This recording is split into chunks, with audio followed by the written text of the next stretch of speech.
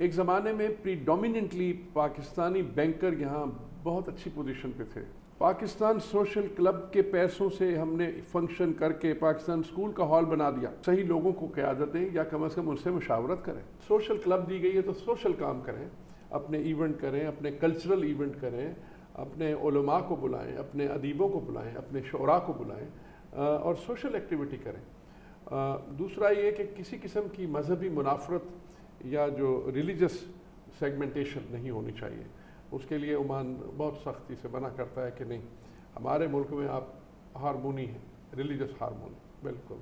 کب ہم پھر پاکستان سوشل کلب عمان کو ترقی کرتے ہوئے کام کرتے ہوئے دیکھیں گے؟ لیکن ایک دور وہ بھی ہم نے دیکھا کہ اسی اسکول میں فنکشن کرنے کے لیے اسی اسکول کے ایک چیئرمین نے منع کر دیا.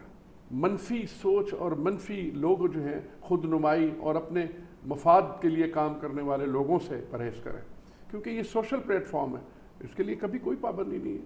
انہوں نے کہا کہ اب جو حالات ہیں وہ تو ہمارا کلب بند ہے اور چند لوگوں کی وجہ سے ہے. تھوڑا سا ماضی میں چلے جائیں, 1980 سے شروع کرتے ہیں اور ہم چاہتے ہیں 2020 تک آئیں, کووڈ تک. بہت سارے چیئرمینز کے ساتھ آپ نے کام کیا ہے, چونکہ آپ الیکشن کمیشن کے بھی چیئرمین رہ چکے ہیں 2 بار, اس سے پہلے آپ جنرل سیکرٹری بھی رہ چکے ہیں اور متعدد آپ نے خدمات سر انجام دی ہیں کمیونٹی کے لیے بھی, کلب کے لیے بھی. کس چیئرمین کا دور آج بھی آپ کی نظر میں سنہرا دور تھا؟ دیکھیں, سچی بات یہ ہے کہ اگر سنہرے دور کی بات کریں تو میری نظر میں جو بہترین دور تھا وہ شمیم احمد مرحوم کا تھا. اچھا. ہاں, شمیم صاحب مرحوم کمرشل بینک کے چیئرمین تھے, یہاں پہ کمرشل بینک کے ہیڈ تھے.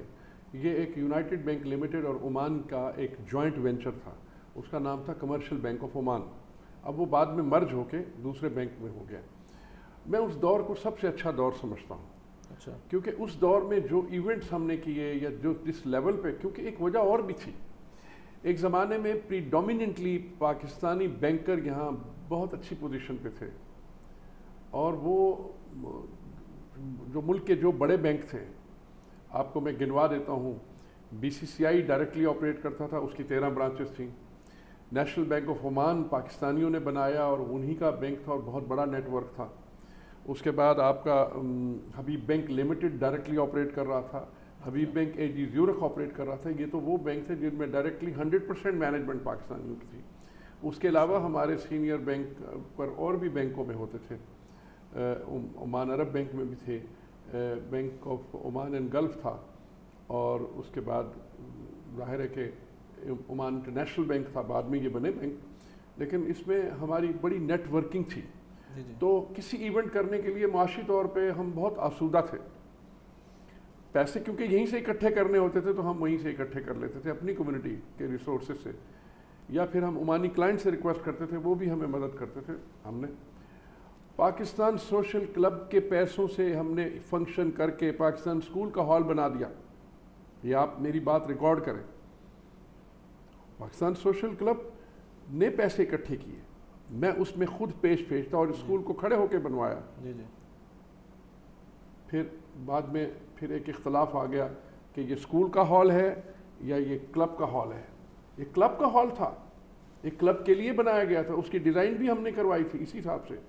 پھر بعد میں آپس کے اختلاف کی وجہ سے منسٹری میں اپلائی کر کے پھر اس کو اسکول کا حصہ بنا دیا گیا کہ چلیں بچے اسکول کے آڈیٹوریم ان کے لیے بھی استعمال ہوتا تھا.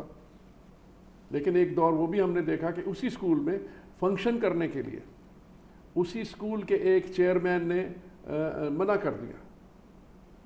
مسئلہ یہ ہے کہ ہمارے لوگ نا اس کو اپنی ملکیت سمجھ بیٹھتے ہیں, جبکہ یہ سوشل عوام کی ملکیت ہے اور کمیونٹی نے بنایا ہے. حکومت پاکستان نے بھی اس میں کوئی فنڈنگ نہیں کی ہوئی پاکستان سوشل کلب کے لیے یا سوشل پاکستان اسکول کے لیے. یہ ہمارے معاملات ہیں, یہ بدقسمتی سے یہ ہے. صحیح ہے. کون سی ایسی سرگرمی ہیں جو پاکستان سوشل کلب عمان کر سکتا ہے اور کون سی ایسی سرگرمی ہیں جو پاکستان سوشل کلب عمان ہرگز نہیں کر سکتا؟ پاکستان سوشل کلب کو جو نہیں کرنا چاہیے کہ وہ کہ سیاسی طور پہ پشت پناہی کرنے والے عوامل کو وہ بالکل نہیں اس میں لا سکتے. حکومت عمان کبھی پسند نہیں کرے گی. سوشل کلب دی گئی ہے تو سوشل کام کریں, اپنے ایونٹ کریں, اپنے کلچرل ایونٹ کریں, अपने उलमा को बुलाएं, अपने अदीबों को बुलाएं, अपने शोरा को बुलाएं और सोशल एक्टिविटी करें। दूसरा ये कि किसी किस्म की मजहबी मुनाफरत या जो रिलीजियस सेगमेंटेशन नहीं होनी चाहिए। उसके लिए ओमान बहुत सख्ती से मना करता है कि नहीं, हमारे मुल्क में आप हारमोनी है, रिलीजियस हारमोनी, बिल्कुल आप एक अच्छे इंसान की तरह, मुसलमान की तरह आप रहें। इस मुल्क में सबको मजहबी आज़ादी है, तो हमारे मुल्क वाली जो कैफियत है वो यहाँ नहीं अलाउड है ना। यहाँ पे तमाम मस्जिदों में सब लोग जाके नमाज़ पढ़ सकते हैं और यहाँ पे किसी किस्म की कोई मजहबी मुनाफरत की इजाज़त नहीं है, जो कि बहुत उम्दा बात है, जिसकी वजह से यहाँ अमन है, अमान है। मैं हमेशा ओमान को अमान कहता हूँ। ओमान एक मुल्क है जिसमें अमान है, तो इसलिए आप यहाँ जब रहते हैं तो अमान से रहते हैं, अल्हम्दुलिल्लाह अमन है, अमान। बिल्कुल।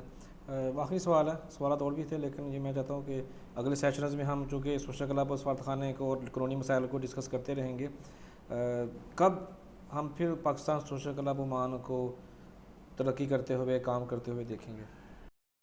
अभी भी कोई देर नहीं हुई।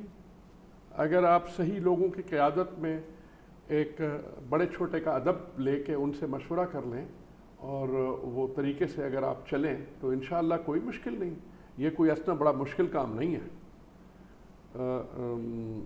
बस लेकिन ये है कि आप क़यादत को ठीक करें, सही लोगों को क़यादत दें, या कम से कम उनसे मुशावरत करें, कम से कम नई बड़ों से मुशावरत करें, उनको इतना तो हक़ दें कि उनसे मशवरा करें और इहदिना सिरात मुस्तकीमा पढ़ें कि अल्लाह हमें हिदायत दे के हम सही रास्ते पे चले जाएं, तो बात ठीक है। दुनिया में कभी भी रास्ते हमेशा के लिए मसदूद नहीं होते। आप सिर्फ मुस्बत सोच रखें, मुस्बत लोगों के साथ उठे बैठें और जो मनफी सोच और मनफी लोग जो हैं खुद नुमाई और अपने मफाद के लिए काम करने वाले लोगों से परहेज़ करें, क्योंकि ये सोशल प्लेटफॉर्म है, इसके लिए कभी कोई पाबंदी नहीं है। आप बहुत अच्छे काम कर सकते हैं और लोगों को बहुत हेल्प कर सकते हैं।